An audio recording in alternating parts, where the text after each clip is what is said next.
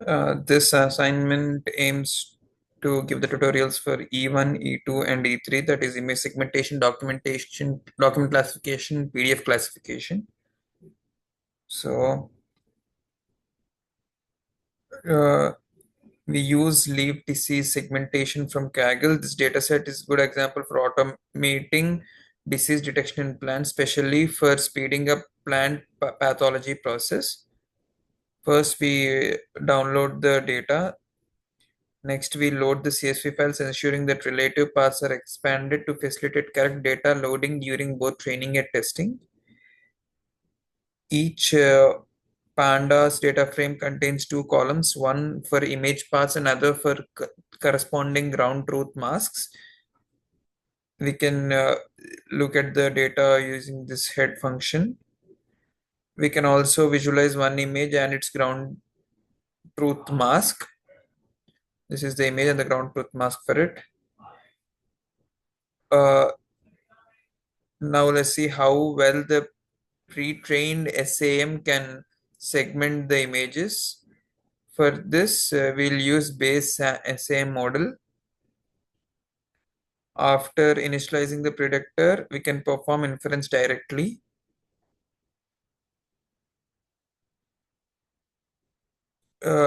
SAM without prompts outputs a rough leaf mask instead of disease mask due to its lack of context due to the domain task. You can also conduct zero-shot evaluation on the test data. uh, we initialize a new predictor and fit it with the training and validation data.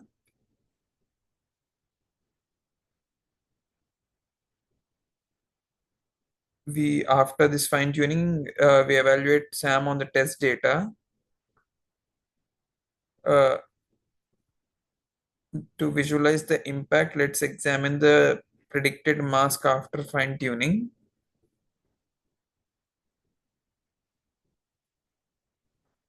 Next, we save and load. A train predictor is automatically saved at the end of it function, and you can easily reload it. Now this is then for the image classification. Now document classification. First we get the data set. This data set is a sample of RVL CDIP, which originally consists of 400,000 grayscale images in 16 classes with 25,000 images per class. We load the training and the test data.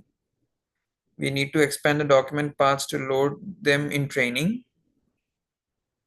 We'll display one document. Uh, the budget document consists of account number, account name, budgeted fund, expenditure, etc.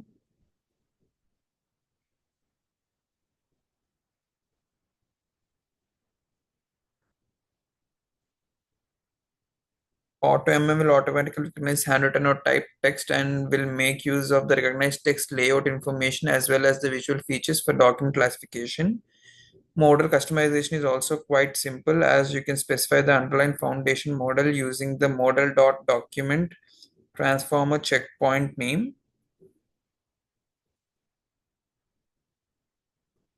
Now we evaluate on test dataset.